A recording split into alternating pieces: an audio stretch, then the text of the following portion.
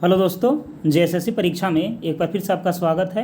आज हम लोग बात करने वाले हैं बीपीएससी टीचर रिक्वायरमेंट एग्ज़ाम के सबसे बेस्ट बुक के बारे में, जो कि चक्षु पब्लिकेशन के द्वारा प्रकाशित किया गया है। एक बुक है आपका सामान्य अध्ययन का और एक बुक है आपका लैंग्वेज पेपर का। सामान्य अध्ययन की बुक में आपको 350 से भी ज़्यादा बहुविकल्पीय प्रश्न मिलेंगे, जो कि बीपीएससी ट्री एग्जामी के दृष्टिकोण से बेहद इंपॉर्टेंट होगा। और साथ ही साथ इसमें 20 प्रैक्टिस सेट भी दिया गया है। और लैंग्वेज पेपर के बुक में आपको 2450 से भी ज़्यादा मोस्ट इंपॉर्टेंट ऑब्जेक्टिव टाइप प्रश्न देखने को मिलेगा और 25 प्रैक्टिस सेट इसमें दिया गया है। यदि आप इन दोनों बुक को घर बैठे आसानी से ऑनलाइन मंगाना चाहते हैं तो डिस्क्रिप्शन में लिंक दिया गया है। आप फ्लिपकार्ट और अमेजन दोनों माध्यम से इसे ऑर्डर करके मंगा सकते हैं। आज की इस वीडियो हम लोग दोस्तों बीपीएससी 47वां एग्ज़ाम जो प्रीलिम्स का लिया गया था 2005 में, उसके प्रश्नों को सॉल्व करने वाले हैं। ये वीडियो जो होगा वो बीपीएससी की किसी भी एग्जामिनेशन के लिए बेहद ही खास होगा। साथ ही साथ जेपीएससी सीडीपीओ या 11th जेपीएससी के लिए बेहद इंपॉर्टेंट होने वाला है, क्योंकि आमतौर पर देखा जाता है कि प्रीवियस ईयर का प्रश्न जो है वो पूछ लिया जाता है पीसीएस के एग्ज़ाम में। ठीक है, तो चलिए सुचारू ढंग से हम लोग स्टार्ट करते हैं प्रश्न नंबर 1 के साथ। देखिए, प्रश्न नंबर 1 यहाँ पास दिया गया है कि कनिष्क के शासनकाल में बौद्ध सभा किस नगर में आयोजित किया गया था। ठीक है, तो बौद्ध सभा के बारे में बोला गया है कि बौद्ध सभा किस नगर में जो है वो आयोजित किया गया था। तो कनिष्क के समय राजगृह में आयोजित किया गया था। ठीक है, कहाँ आयोजित किया गया था? तो राजगृह में आयोजित किया गया था।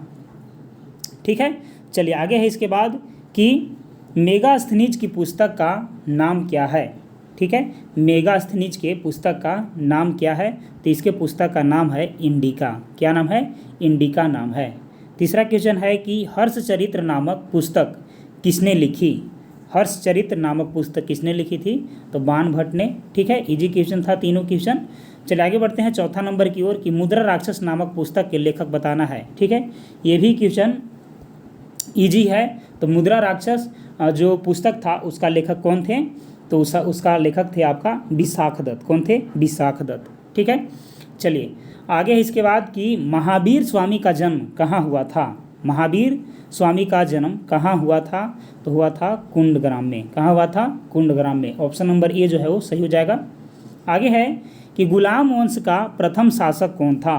गुलाम वंश का प्रथम शासक कौन था? तो कुतुबुद्दीन ऐबक था। कौन था? कुतुबुद्दीन ऐबक था। चलिए आगे है अलाउद्दीन खिलजी के आक्रमण के समय देवगिरी का शासक कौन था? देवगिरी का शासक कौन था? तो रामचंद्र देव। कौन था? रामचंद्र देव उस समय देवगिरी का शासक था। चलिए आगे बढ़ते हैं। आगे है प्रश्न नंबर 8 की मुगल प्रशासन में मुहतसिब था। ठीक है, मुगल प्रशासन में मुहतसिब कौन था उसके बारे में प्रश्न पूछा गया है। तो ये लोक आचरण अधिकारी होता था उस समय। क्या होता था? लोक आचरण अधिकारी यह होता था। 9 नंबर का प्रश्न है कि सभी भक्ति संतों के मध्य एक समान विशेषता थी कि उन्होंने। ठीक है, सभी भक्तों के मध्य में क्या एक समान विशेषता था? कि उन्होंने अपनी वाणी को उसी भाषा में लिखा जिसे उनके भक्त समझते थे। यानी कि ऑप्शन नंबर ए जो है इसका सही हो जाएगा कि अपनी वाणी को उसी भाषा में लिखते थे जैसा उनके भक्त जो हैं वो समझते थे। ठीक है, चलिए आगे है प्रश्न नंबर 10 कि महात्मा बुद्ध का महापरिनिर्वाण कहाँ हुआ। महात्मा बुद्ध का महापरिनिर्वाण कहाँ हुआ था? तो कुशीनगर में हुआ था। कहाँ हुआ था? कुशीनगर में। आगे है प्रश्न नंबर 11 कि महात्मा बुद्ध ने अपना पहला धर्मचक्र प्रवर्तन किस स्थान पर दिया था? अपना पहला धर्मचक्र प्रवर्तन किस स्थान पर दिया था? तो सारनाथ में। कहाँ दिया था? सारनाथ में। ठीक है, इधर टोटली आपको इंग्लिश का क्वेश्चन मिलेगा, जो कि इंग्लिश का डिस्क्रिप्टिव भी आपको पीडीएफ में मिल जाएगा। ठीक है, चलिए आगे इसके बाद 12 नंबर का कि मगध की प्रथम राजधानी कौन सी थी? मगध की प्रथम राजधानी कौन सी थी? तो राजगिरह थी। कौन थी? राजगिरह। आगे है कि नंद वंश के पश्चात मगध पर किस राजवंश ने शासन किया था? नंद वंश के पश्चात मगध पर किस राजवंश के शासक ने शासन किया था? ठीक है, तो मौर्य वंश के। किसके? मौर्य वंश के। मौर्य काल में शिक्षा का सर्वाधिक प्रसिद्ध केंद्र था। ठीक है, कौन सा शिक्षा का केंद्र सबसे ज़्यादा प्रसिद्ध था? तो तक्षशिला। कौन था? तक्षशिला था।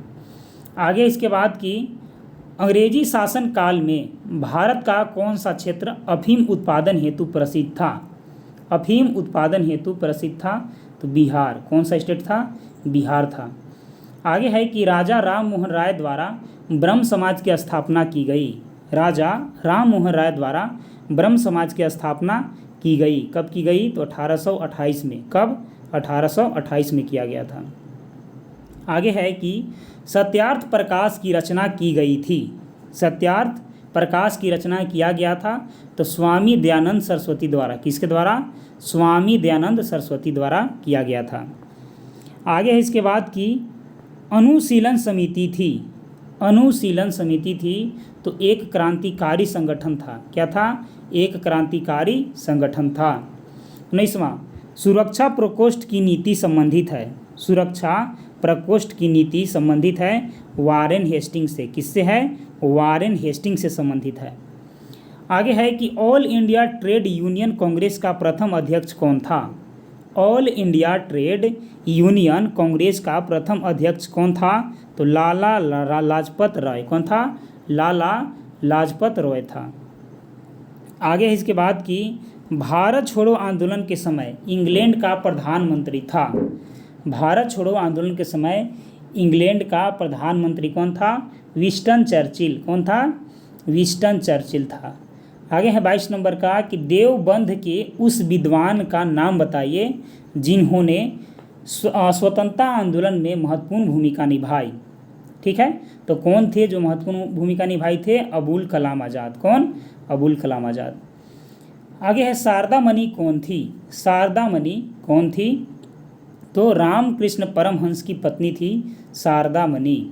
ठीक है, रामकृष्ण परमहंस की पत्नी थी। आगे है कि अंग्रेजी भारतीय सेना में चर्बी वाले कारतूसों से चलने वाली एनफील्ड राइफल को कब शामिल किया गया था? तो दिसंबर 1856 में शामिल किया गया था। कब? दिसंबर 1856 में शामिल किया गया था। आगे है कि बम्बई में अखिल भारतीय व्यापार संघ कांग्रेस AITUC की स्थापना कब हुआ था? AITUC की स्थापना कब हुआ था? तो ये हुआ था 1920 में। कब हुआ था? 1920 में हुआ था। 26, अमृत बाजार पत्रिका की स्थापना किसने की? अमृत बाजार पत्रिका की स्थापना की थी शिशिर कुमार घोष ने। किसने? शिशिर कुमार घोष ने। आगे है कि किसने कहा था कांग्रेस आंदोलन न हो तो लोगों द्वारा प्रेरित था, न ही यह उनके द्वारा सोचा या योजनाबद्ध किया गया था। ठीक है, तो किसने कहा था? ठीक है, ये बोला था आपको लाला लाजपत राय।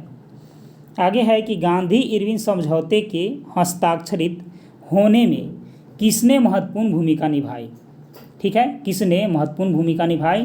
तो तेज बहादुर सप्रू ने। किसने? तेज बहादुर सप्रू ने। चूहे मारने का जहर किस रासायनिक पदार्थ से बनता है? चूहे मारने का जो जहर होता है किस रासायनिक पदार्थ से बनता है? पोटेशियम साइनाइड से। किससे? पोटेशियम साइनाइड से बनता है। आगे इसके बाद की निष्क्रिय विरोध के सिद्धांत का प्रतिपादन किसने किया? निष्क्रिय विरोध के सिद्धांत का प्रतिपादन किसने किया? तो अरविंद घोष ने किया। किसने? अरविंद घोष ने। निम्न अखबारों में से कौन सा मुख्यतया उदारवादियों की नीतियों का प्रचारक था? उदारवादियों की नीतियों का प्रचारक था तो कौन था? लीडर था। कौन था? लीडर। वह कौन से कांग्रेस अध्यक्ष थे जिन्होंने क्रिप्स मिशन व लॉर्ड वेवेल दोनों से वार्ताएं की? ठीक है, किसने दोनों से वार्ताएं किए थे? तो अबुल कलाम आज़ाद ने। किसने? अबुल कलाम आज़ाद ने। आगे है इसके बाद कि सांप्रदायिक अवार्ड एवं पूना पैक्ट के में क्रमशः दलित वर्ग के लिए कितने सीटें दी गई थी? कितने सीटें दी गई थी? तो क्रमशः 71 व 147 सीटें। निम्नलिखित उद्योगपतियों में कौन से व्यक्ति लंबे समय तक AICC के खजांची रहे तथा 1930 में इन्हें जेल भी गए? 1930 में 30 ईस्वी में जो है ये वो जेल भी गए थे। ठीक है, तो वो थे जमना लाल बजाज। कौन थे? जमना लाल बजाज थे। 1899 से 1900 ईस्वी के मुंडा क्रांति का नेता कौन था? मुंडा क्रांति का नेता कौन था? तो भगवान बिरसा मुंडा। कौन? बिरसा मुंडा। अखिल भारतीय किसान सभा के प्रथम सत्र की अध्यक्षता किसने की थी?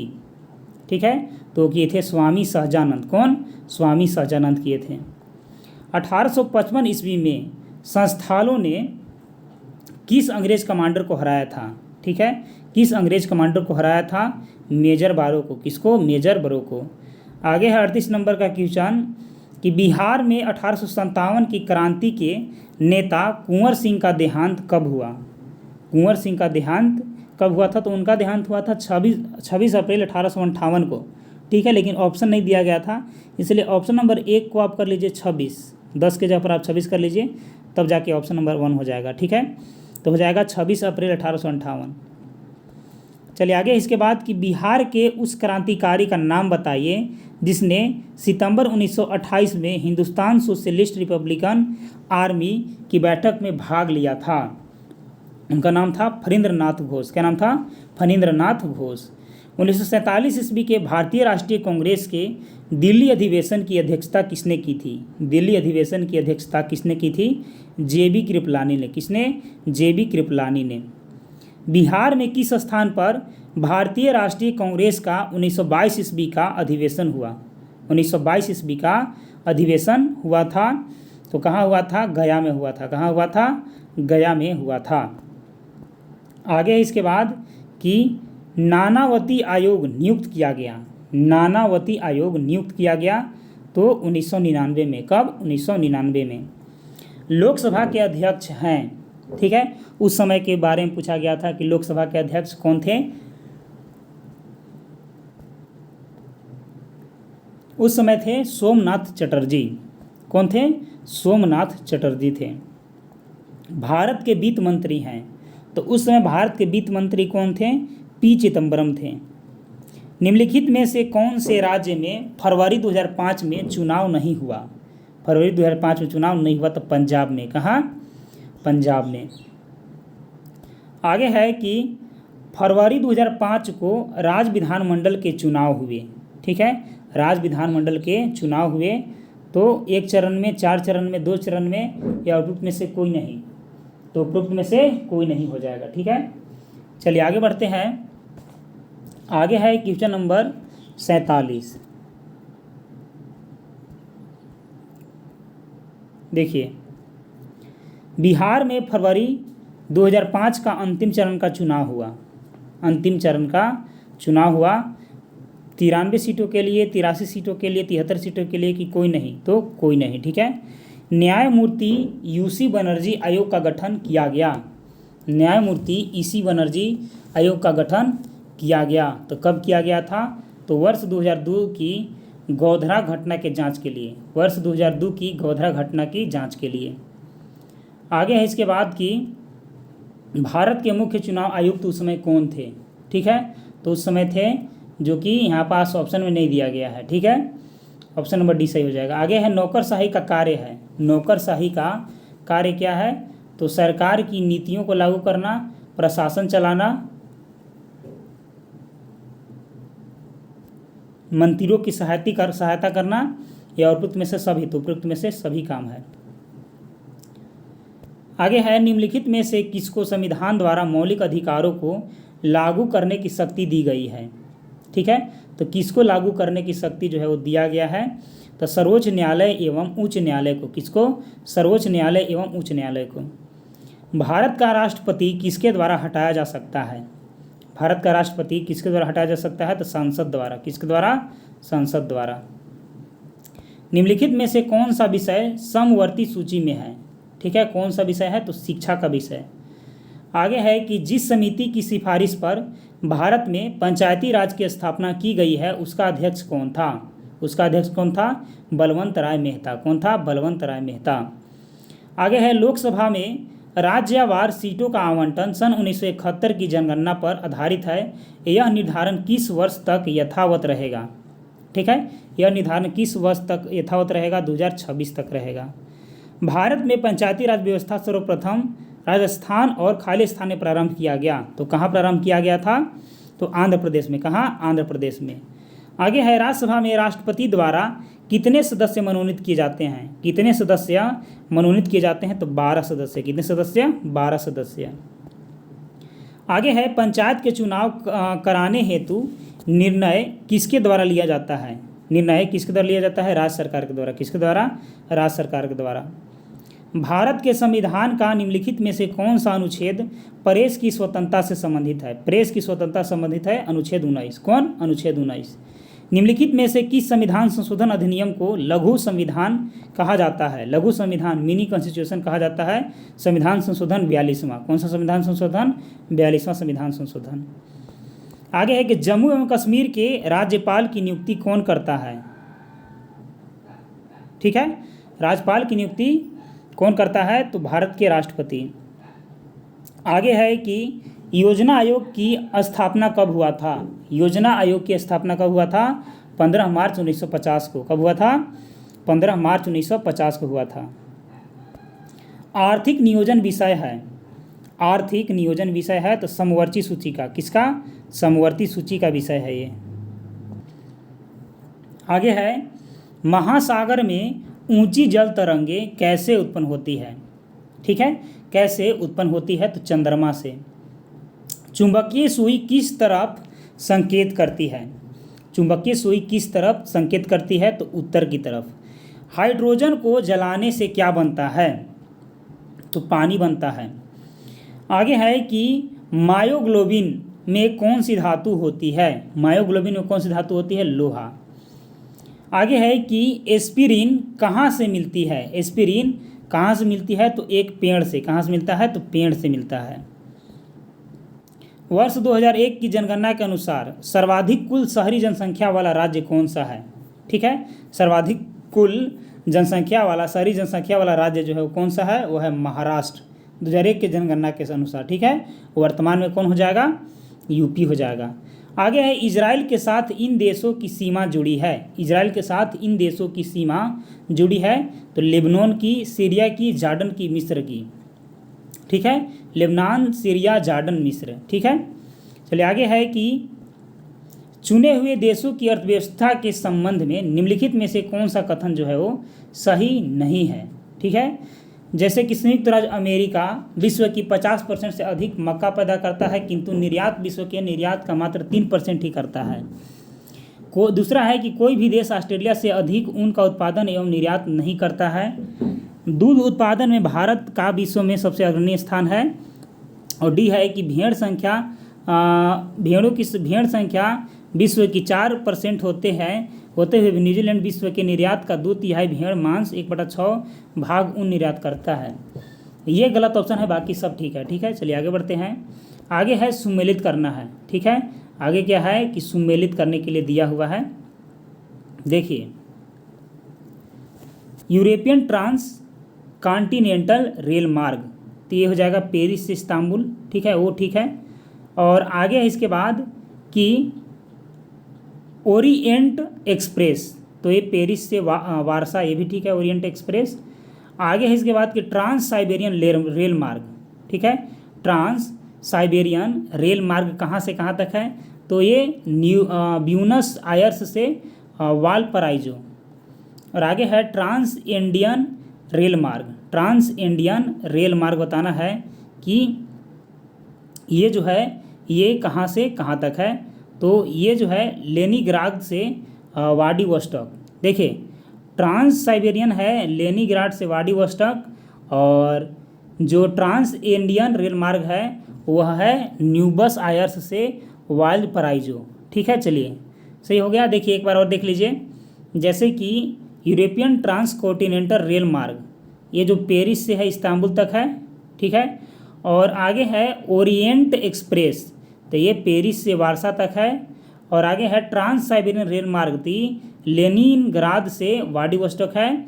और ट्रांस इंडियन रेल मार्ग है ब्यूनस आयर्स से वालपराइजो। ठीक है, चलिए आगे बढ़ते हैं। आगे है कि पीतल में कौन सी धातु है? पीतल में कौन सी धातु होती है? तो तांबा और जस्ता होती है। चूहे मारने के जहर में कौन सा रसायन मिलाया जाता है? ठीक है, तो कौन सा रसायन मिलाया? Potassium cyanide. गेहूं की खेती के लिए कौन सा उर्वरक अधिक मात्रा में उपयोग करना चाहिए? ठीक है, वह है पोटेशियम। आगे है विद्युत उत्पादन करने के लिए कौन सी धातु का उपयोग होता है? कौन सी धातु का उपयोग होता है? यूरेनियम का। लोलक की कालावधि है, लोलक की कालावधि है, लंबाई के ऊपर निर्भर करता है यह। ठीक है, आगे है 78 नंबर का कि तैरने के तालाब में तैरने से मनुष्य की त्वचा जल जाती है। ठीक है, तो देखिए ये क्लोरीन के कारण होता है। आगे है कि जब वैद्युतिक ऊर्जा गति में परिवर्तित होती है तब क्या होता है, ऊष्मा की कोई हानि नहीं होती है। क्या होता है, ऊष्मा की कोई हानि नहीं होती है। आगे है शक्कर के किण्वन से क्या बनता है, शक्कर के किण्वन से क्या बनता है, इथाइल एल्कोहल बनता है। क्या बनता है, इथाइल एल्कोहल बनता है। आगे है 81 नंबर का क्वेश्चन मैथ है। ठीक है, 81 नंबर का क्वेश्चन देखिए कि 64,000 किलोमीटर लंबाई और 2,000 किलोमीटर से 2,400 किलोमीटर चौड़ाई वाला एक कटक उत्तरी एवं दक्षिणी अटलांटिक महासागरीय द्रोणियों के मध्य से गुजरता हुआ हिंद महासागर द्रोणी और फिर ऑस्ट्रेलिया तथा अंटार्कटिका के बीच से दक्षिणी प्रशांत महासागरीय द्रोणी में प्रवेश करता है, यह कटक है। ठीक है, तो यह कटक जो बताना है कि कौन सा कटक है, तो ये मध्य और महासागरीय कटक है। क्या है, मध्य महासागरीय कटक है। आगे है सबसे छोटा दिन कब होता है, सबसे छोटा दिन कब होता है, तो 23 दिसंबर को होता है। आगे है इसके बाद कि सूर्य ग्रहण तब होता है जब, सूर्य ग्रहण तब होता है जब, तो बताना है कि सूर्य ग्रहण कब होता है, जब चंद्रमा का हो जाता है, बीच में हो जाता है।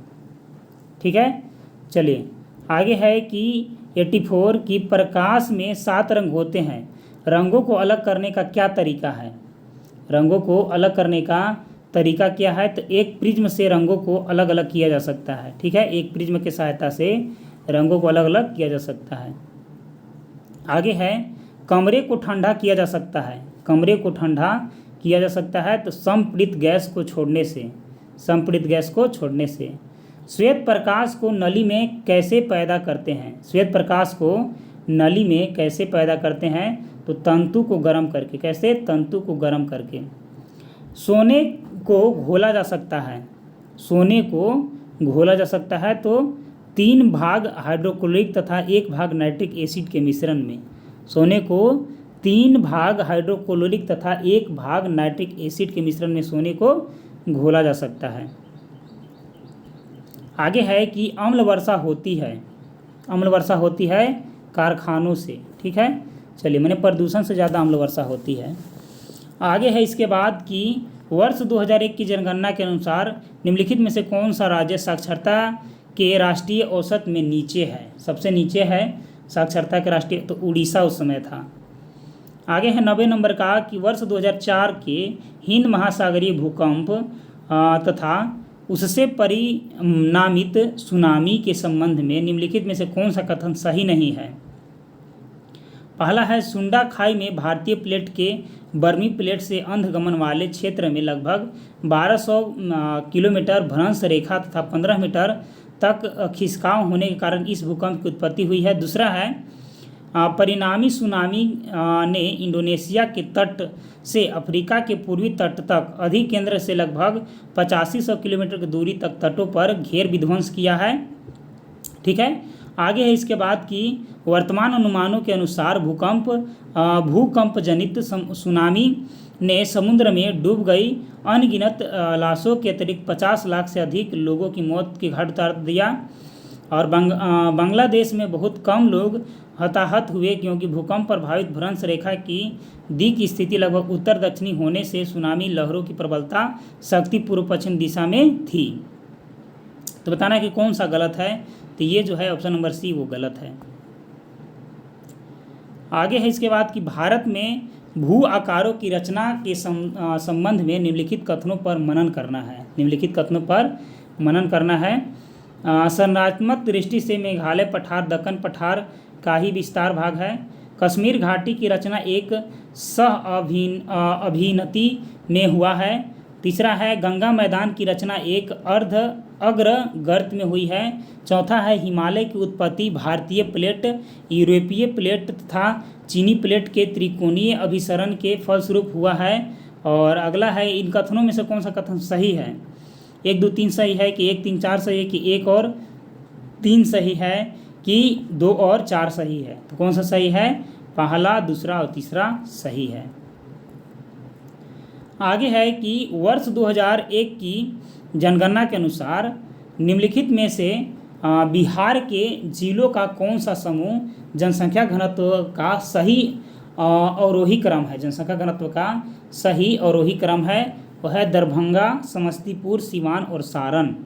दरभंगा, समस्तीपुर, सिवान और सारण। आगे है 93 की भारत में कतिपय लौहा इस्पात संयंत्र पश्चिमी तट में से होकर आयोजित किए गए हैं। इस उद्योग के ऐसे अवस्थिति स्थानांतरण का प्रमुख कारण क्या है?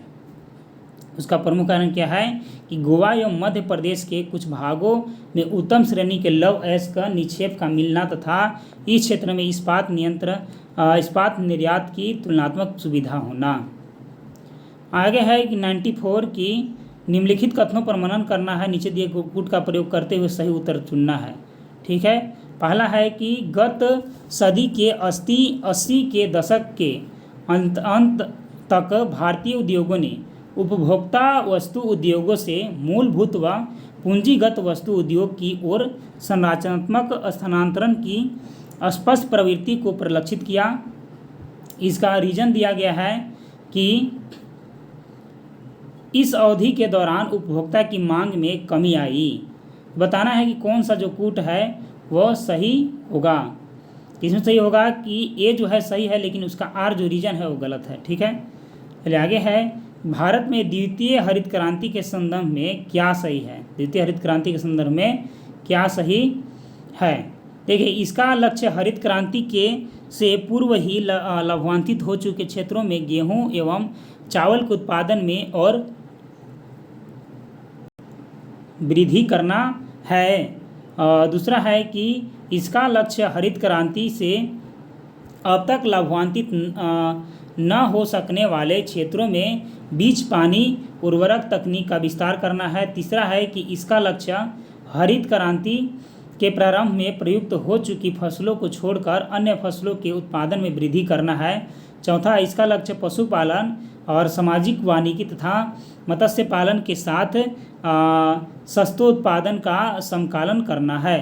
तो नीचे दिए गए कूट को चुनना है कि कौन सा जो कूट दिया गया है वो सही है। तो दूसरा कथन और चौथा कथन ठीक है। ठीक है, चलिए आगे बढ़ते हैं। आगे है इसके बाद कि भारत में ऊर्जा उत्पादन, ठीक है, एवं उपभोग के संबंध में निम्नलिखित में से कौन सा सही नहीं है? कौन सा कथन जो है वो सही नहीं है?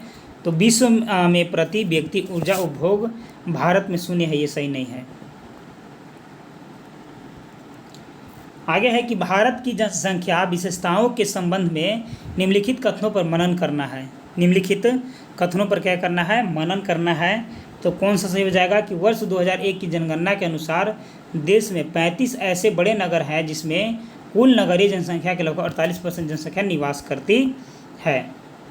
आगे है इसके बाद 98 नंबर का कि निम्नलिखित में से कौन सा समूह की नदियां बिहार और उत्तर प्रदेश के बीच में सीमा बनाती है? बिहार और यूपी के बीच सीमा बनाती है। तो करमनाशा, गंडक और घाघरा। कौन कौन? करमनाशा, गंडक और घाघरा। आगे है भारत में सबसे अधिक कॉफ़ी उत्पादन करने वाला राज्य है। ठीक है, सबसे अधिक कॉफ़ी उत्पादन कहाँ होता है? तो कर्नाटक में। कहाँ होता है? कर्नाटक में। आगे है सूची 1 को सूची 2 से मिलाना है। सूची 1 को सूची 2 से मिलाना है। तो बाढ़ जो है किससे संबंधित है? उत्तर प्रदेश तथा बिहार के मैदान से। भूकंप हिमालय का गिरिपाद क्षेत्र से। सूखा ये झारखंड तथा उड़ीसा से। और चक्रवात तो मध्यवर्ती भारत से। किसे? मध्यवर्ती भारत से।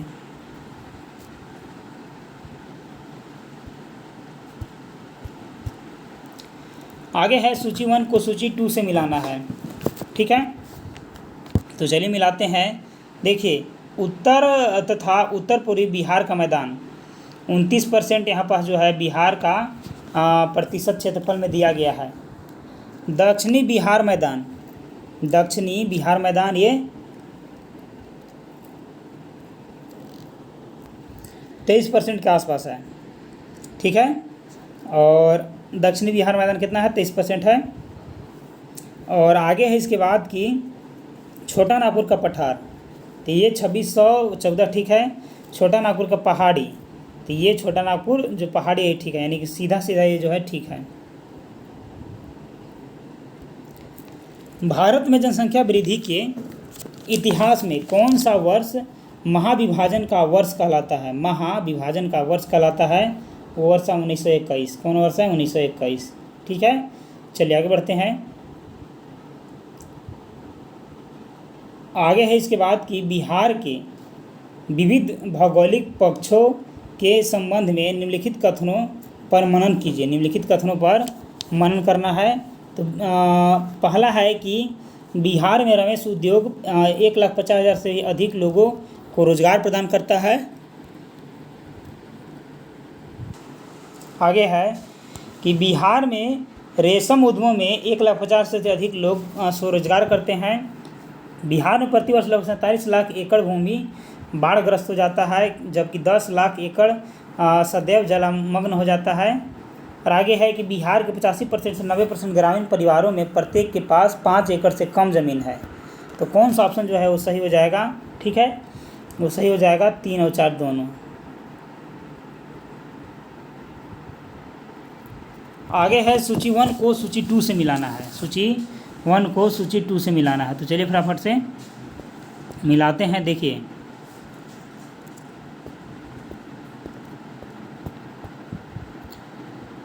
बिहार से गुजरने वाला राष्ट्रीय राजमार्ग कौन है? NH having maximum length in Bihar है। और राष्ट्रीय राजमार्ग बिहार में नहीं गुजरता है, तो कौन नहीं गुजरता है? तो जो राष्ट्रीय राजमार्ग बिहार है ठीक है, इसमें बताना है कि कौन जो है वो नहीं गुजरता है, कौन नहीं गुजरता है। तो इसमें हो जाएगा B कॉमन हो जाएगा। क्या हो जाएगा? राष्ट्रीय राजमार्ग 12। आगे है कि बिहार में सर्वाधिक लंबाई वाला राष्ट्रीय राजमार्ग है, तो राष्ट्रीय राजमार्ग 31। और प्रस्तावित राष्ट्रीय राजमार्ग जो बिहार में के लिए नहीं है वो है राष्ट्रीय राजमार्ग 2। कौन है? राष्ट्रीय राजमार्ग 87 नहीं है, राष्ट्रीय राजमार्ग 87 नहीं है। ठीक है, चलिए आगे बढ़ते हैं। आगे है इसके बाद कि सन 2001 की जनगणना रिपोर्ट के अनुसार किस राज्य में साक्षरता दर सबसे कम है? तो बिहार राज्य में है। लेकिन पूछा है कि 2001 की जनगणना के अनुसार, तो दिया गया ऑप्शन से बिहार, लेकिन सबसे बिहार ऑल ओवर उड़ीसा था। वर्ष 2002 के अनुसार बिहार में जन्म दर प्रति हज़ार क्या है? जन्म दर प्रति हज़ार क्या है बिहार में? तो है 29.9। 1 जनवरी 2003 का बिहार में कोयले का भंडार था। बिहार में कोयले का भंडार था तो कितना था? 160 मिलियन टन का। बिहार की कुल श्रमिक में कृषि श्रमिकों का अनुपात बताना है। कृषि श्रमिकों का अनुपात कितना है? तो 48.18 था। भारत का कौन सा राज्य सर्वाधिक अबरख उत्पादन करता है? तो गिरिडीह और कोडरमा। ठीक है, और स्टेट पूछेगा तो सर्वाधिक अबरख पूछा है, ऑल ओवर सर्वाधिक अबरख, तो कौन करता है? बिहार करता है। आगे है अंतर्राष्ट्रीय संबंधों में निम्नलिखित में से किस कारक का योगदान नहीं है? किस कारक का योगदान नहीं है?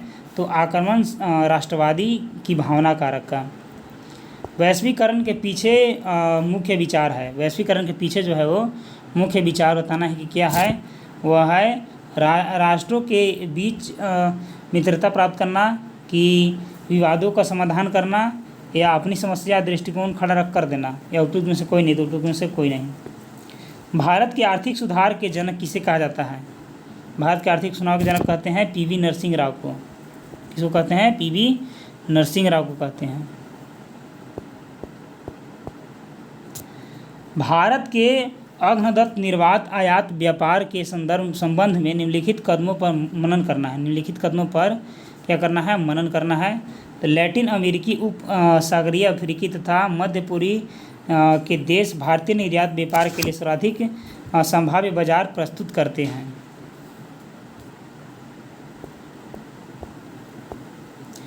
आगे है विश्व के निर्यात में भारत की भागीदारी 2% से कुछ अधिक है। इसमें से कौन सा ऑप्शन जो है वो सही हो जाएगा? ठीक है, फटाफट बताइए कि दिए गए ऑप्शन में से कौन सा ऑप्शन जो है वो सही हो जाएगा।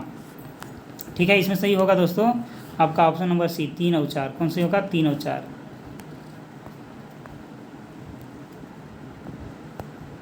आगे है भारत के राष्ट्रपति आय समर्थकों का आंकलन किसके द्वारा किया जाता है? आंकलन किसके द्वारा किया जाता है? तो किया जाता है केंद्रीय सांख्यिकी संगठन के द्वारा। बिहार की लगभग 55% जनसंख्या पर निर्भर होता है। क्या निर्भर होता है? तो निर्भर होता है कि बिहार के पास गुणवत्ता युक्त ढांचा, सुविधा तथा व्ययानुकूल वातावरण का अभाव है। ठीक है। आगे है कि निम्नलिखित में से भारत की राष्ट्रीय आय का सबसे मुख्य स्रोत है। भारत की राष्ट्रीय आय का सबसे मुख्य स्रोत क्या है? तो सेवा क्षेत्र है। दूसरी पंचवर्षीय योजना की रूपरेखा किसने तैयार किया था? किसने तैयार जो है वो किया था? वो किया था आपका पीसी महालनोबिस ने।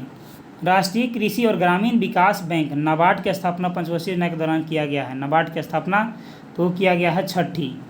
बैनेस जैसे आगे है कि जैसे जैसे अर्थव्यवस्था विकसित होती है, राष्ट्रीय आय का तृतीय क्षेत्र क्या होता है?